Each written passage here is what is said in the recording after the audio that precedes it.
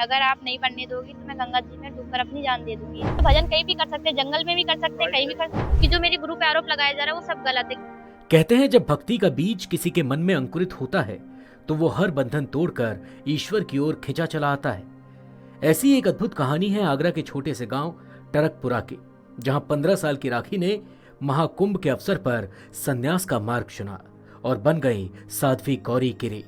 राखी, जो अब गौरी गिरी के नाम से जानी जाती हैं, बचपन से ही पूजा पाठ और धार्मिक कार्यक्रमों में रमी रहती थी। साधारण परिवार की असाधारण बच्ची अपनी पढ़ाई में तो अव्वल थी ही, साथ ही सांस्कृतिक कार्यक्रमों में भी बढ़ चढ़कर हिस्सा लेती थी। लेकिन उनके मन में एक सपना था, ईश्वर की भक्ति में लीन होकर अपना जीवन बिताने का।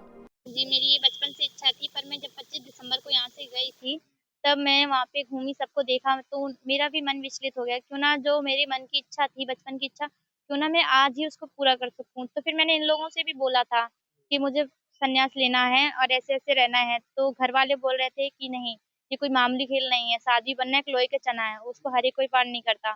फिर भी मैंने इन लोगों की बात ना सुनी, फिर मैंने इनको धमकी दी, अगर आप नहीं बनने दोगी तो मैं गंगा जी में डूबकर अपनी जान दे दूँगी।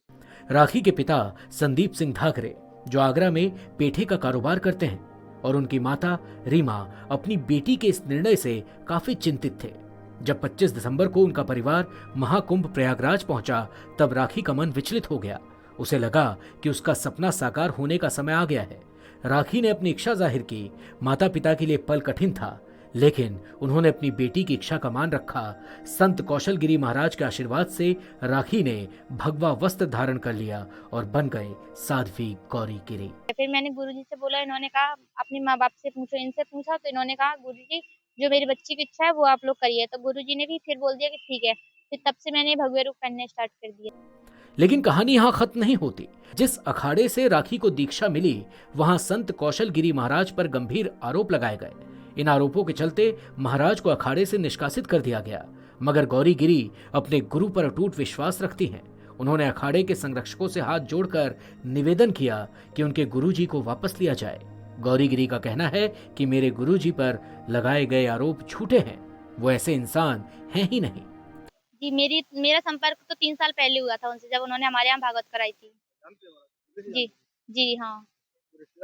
हाँ, वो मेरे अंकल लगते हैं, पापा के जी के भाई हैं। वो जूना अखाड़े से ही हैं। कि जो मेरे गुरु पे आरोप लगाया जा रहा है वो सब गलत है, क्योंकि मेरे गुरु ऐसे है ही नहीं। जो आरोप लगाने वाला है वो पद्मा सिंह है, और उसका दामाद भानु प्रताप, उसका लड़का सौरभ, और जो है एक है ब्रजभूषण मार्कंडेय, उसने। अब राखी उर्फ गौरी गिरी अपने गांव वापस आ गई हैं, लेकिन उनका कहना है कि वो साध्वी के रूप में ही रहेंगी। गुरुकुल में पढ़ाई कर वो दोबारा अखाड़े में लौटने की तैयारी कर रही हैं। भजन कहीं भी कर सकते हैं, जंगल में भी कर सकते हैं, कहीं भी कर। वो पढ़ाई लिखाई तो मैं हमेशा करूंगी, और पढ़ाई लिखाई मेरी जारी रखेगी। जी नहीं, मैं वृंदावन में गोकुल में पढ़ूंगी। गौरी गिरी का ये निर्णय उनके दृढ़ संकल्प और अटल भक्ति को दर्शाता है। तो ये थी कहानी एक नन्ही साध्वी की, जिसने अपने सपने को सच करने के लिए हर बंधन को तोड़ दिया।